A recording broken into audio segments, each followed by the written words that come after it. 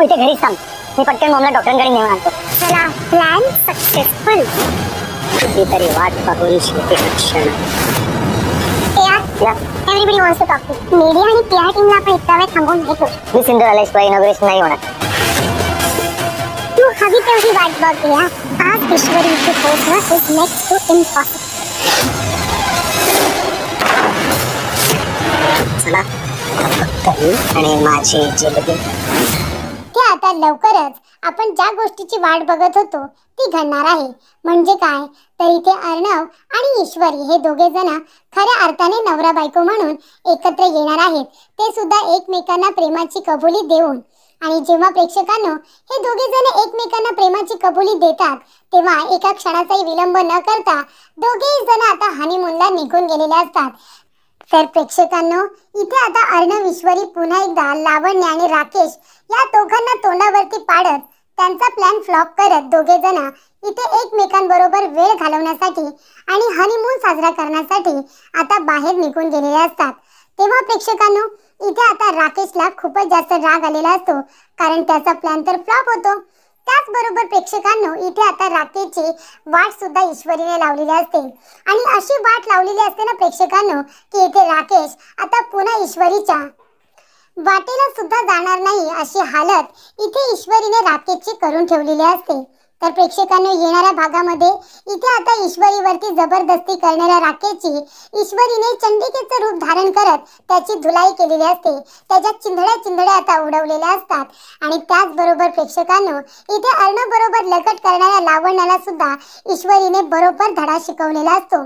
आणि प्रेक्षकांनो जेव्हा इथे ईश्वरी आणि अर्णव या दोघांना कळतं की आपण दोघे जण नवरा बायको आहोत आणि आपण दोघांनी एकत्र राहिलं पाहिजे, आपल्या आसपास सुद्धा कुणी तिसरी व्यक्ती येता कामा नये, या गोष्टीची जाणीव जेव्हा प्रेक्षकांनो इथे अर्णव ईश्वरीला होते ना, तेव्हा इथे अर्णव आपल्या मनातली गोष्ट आता ईश्वरीला सांगतो.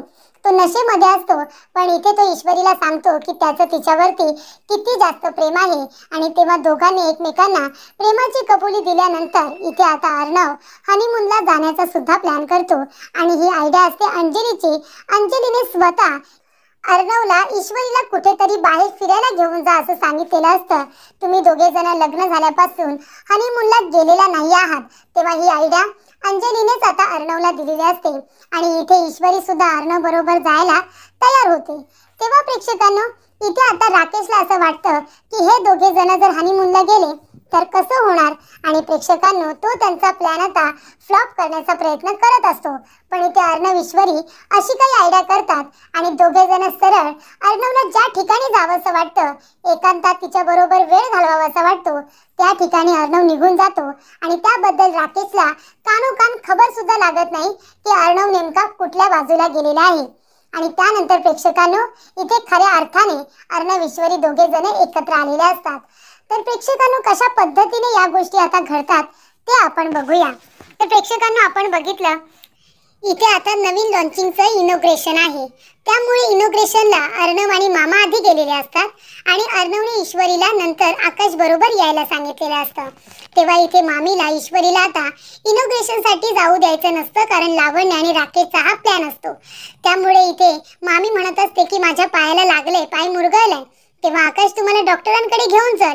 तेव्हा ईश्वरी म्हणते मी पण तुमच्या बरोबर येते. वल्लरी म्हणते कशाला, तू घरामध्येच थांब, आकाश मला डॉक्टरांकडून घेऊन येईल आणि मग तुम्ही दोघे जण इनॉग्रेशनसाठी जा. तेव्हा इथे आकाशला खरं तर जायचं नसतं. तो म्हणतो की मम्मा आम्ही एक काम करतो ना, मी इथे जिजूंना रिक्वेस्ट करतो, ते तुला डॉक्टरांकडे घेऊन जातील.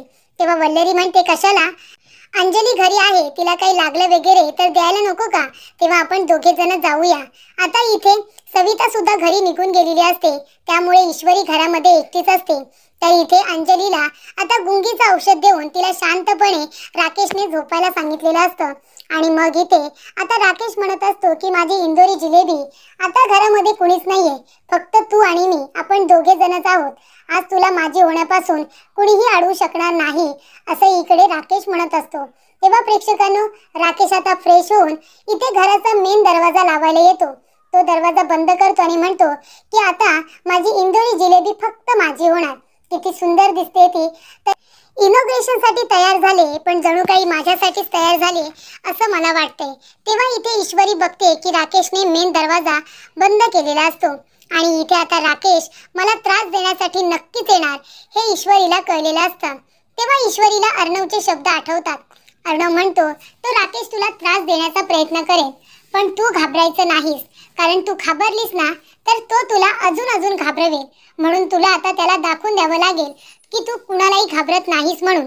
त्याला सुद्धा घाबरायची गरज नाहीये. प्रत्येक वेळेला मी सिंदूर कुणीतरी घरामध्ये असेल असं नाही, कधी कधी कुणीही नसेल. आणि त्याचबरोबर प्रत्येक वेळेला मी तुला प्रोटेक्ट करायला सुद्धा येईल असं सुद्धा होणार नाही. गोष्टी कधी आपल्या बाजूने नसतात त्या कधी आपल्या विरोधात जातील सांगता येत नाही. त्यामुळे तुला आता स्वतःची रक्षा स्वतः करावी लागणार आहे त्या नराधमापासून. त्यामुळे आता स्वतः तुला वाचवण्याचा प्रयत्न करायचा. त्याला घाबरायची तुला गरज नाहीये.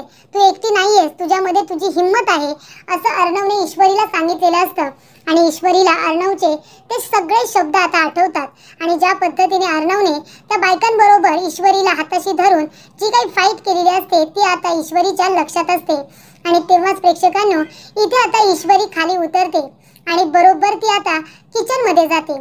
आणि किचनमध्ये गेल्यानंतर प्रेक्षकांनो तिथे जे लाटणं असतं ते लाटणं आता ईश्वरीने आपल्या हातामध्ये घेतलेलं असतं. आणि पदर खोचून ती आता राकेशच्या समोर येऊन उभी राहते आणि म्हणते, आता बोला, काय बोलायचंय तुला ते बोल राकेश. तेव्हा इथे राकेश म्हणत असतो की हे बघ, मला काय हवंय ते तुला बरोबर माहिती आहे. मला फक्त माझी तू एकदा झालेली हवी आहेस आणि तू आधी माझीच होशील. त्या अर्णवच्या जवळ जाण्याचा सुद्धा तू प्रयत्न करायचा नाही. त्या अर्णवने तुला हात लावलेला मला सहन होत नाही. त्यामुळे मला जे हवंय ते तू शांतपणे दिलंस तर जास्त बरं नाही का होणार.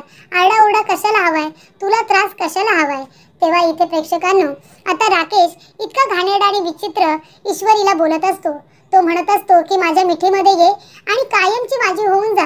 बाकी मला काही नकोय, कुणाला काही कळणार नाही, मी कुणाला कळूच देणार नाही. तेव्हा इथे ईश्वरी म्हणते, मी काय तुला तुझ्यासारखी नीच वाटते का? मला जर आधी माहिती असतं ना की तू इतका नीच माणूस आहेस तर मी तुला माझ्या सावलीला सुद्धा उभं केलं नसतं. माझ्या आत्ताच्या घरी पेंगेस्ट म्हणून ठेवणं तर लांबच राहिलं, तुला आमच्या सावलीला सुद्धा उभं राहू दिलं नसतं. तुझा नीचपणा माझ्या आधीच लक्षात यायला हवा होता असं इथे ईश्वरी म्हणते. माणसं ओळखायला सहजासहजी चुकत नाही मी, पण इतकं गोड गोड बोललास ना, वाटलं नव्हतं की इतकं गोड बोलण्यामागे इतका मोठा नराधम कडू माणूस लपून राहिला असेल असं मला खरंच वाटलं नव्हतं. त्यामुळे आता तुझा हा खोटाडेपणा माझ्या समोर आल्यानंतर, तुझा हा नीच स्वभाव माझ्या समोर आल्यानंतर मी तुझी होईल असं वाटलंच कसं रे तुला नराधमा, राक्षसा?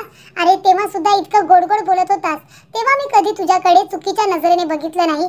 तर आता तर मी अर्णव सरांची बायको आहे. माझं नाव आहे मिसेस अर्णव राज शिर्के. हे गळ्यामध्ये असलेलं मंगळसूत्र ते तरी दिसतंय ना तुला? डोळे फुटल्यावानी वागू नकोस रे.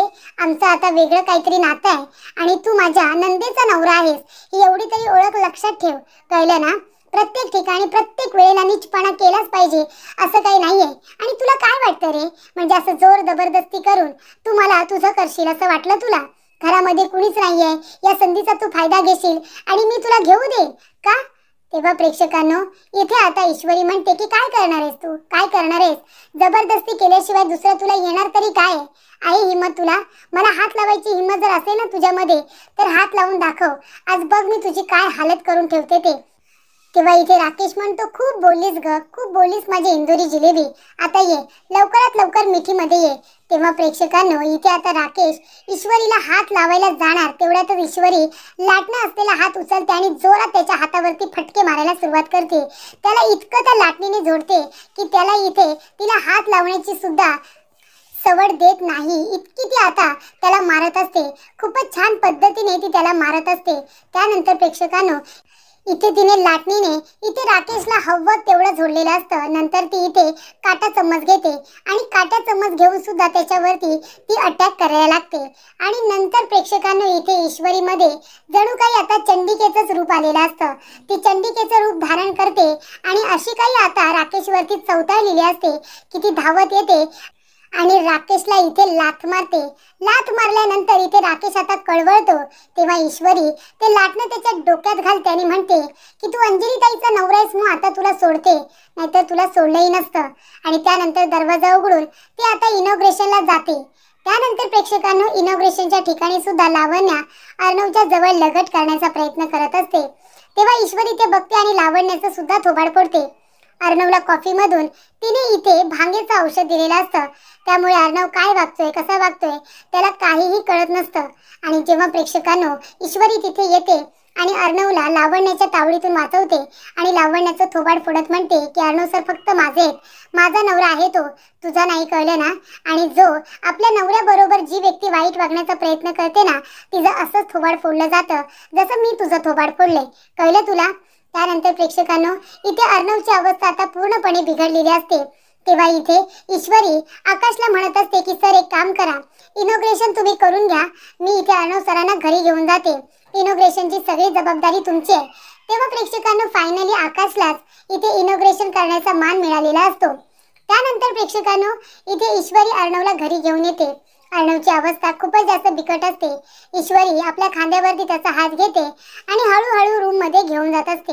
तेव्हा इथे अर्णव आता ईश्वरीवरती खूपच जास्त खुश असतो, कारण लावण्याच्या ईश्वरीने थोबाडीत दिलेलं असतं आणि ती म्हणालेली असते की अर्णव सर फक्त माझे आहेत, माझा नवरा आहे तो, तुझा नाही.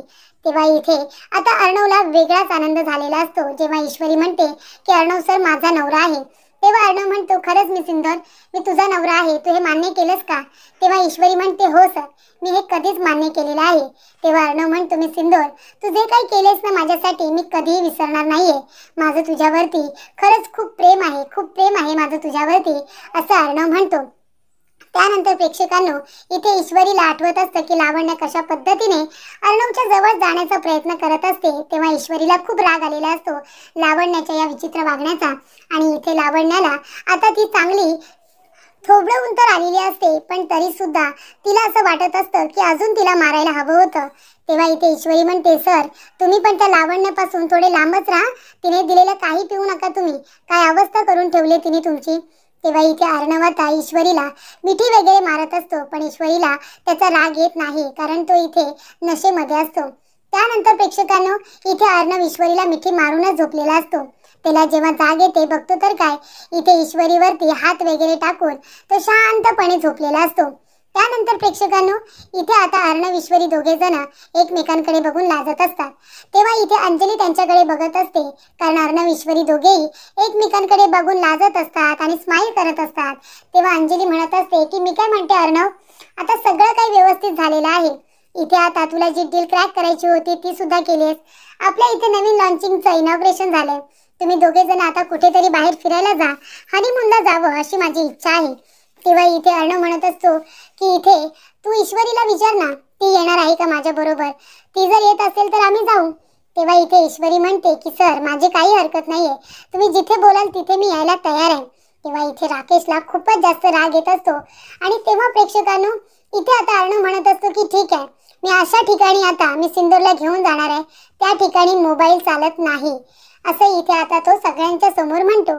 त्यानंतर प्रेक्षकांनो अर्णव ईश्वरी दोघे जण आता इथेच मुंबईमध्येच असतात, पण अशा ठिकाणी असतात जिथे कुणीही जाऊ शकणार नाही आणि अर्णव ईश्वरीला तिथे घेऊन गेलेला असतो. आता त्या दोघांना परत आणण्यासाठी राकेश अंजलीला त्रास सुद्धा देऊ शकत नाही, कारण अंजलीला जरी त्रास झाला तरी अर्णवला काय कळणार आहे, कारण तिथे फोन लागतच नाही असं अर्णवने आता अंजलीला सांगितलेलं असतं. त्यामुळे इथे राकेश म्हणतो जरी पण अंजलीला त्रास झाला तरी ते अर्णवला कळणार नाही, त्यामुळे आता अंजलीला त्रास देण्यास सुद्धा काहीच पॉइंट नाहीये. त्यामुळे प्रेक्षकांनो अर्णव ईश्वरी दोघे जण आता एकांतामध्ये एका ठिकाणी जातात आणि तिथे अर्णवने पुन्हा एकदा शुद्धीमध्ये असताना ईश्वरीला प्रपोज केलेला असतो. तिला सांगितलेलं असतं तू माझी जबाबदारी नाहीयेस तर तू माझी बायको आहेस, तुझ्याशिवाय मी जगू नाही शकणार, तू मला कधी सोडून तर जाणार नाही ना. तेव्हा इथे ईश्वरी म्हणते नाही सर कधीच नाही, मी अगदी माझ्या शेवटच्या श्वासापर्यंत मी तुमची साथ कधीही सोडणार नाही असं ईश्वरी सांगते. आणि दोघांनी एकमेकांवरील प्रेम कबूल करत आता आपल्या नात्याला एक नवीन सुरुवात केलेली असते.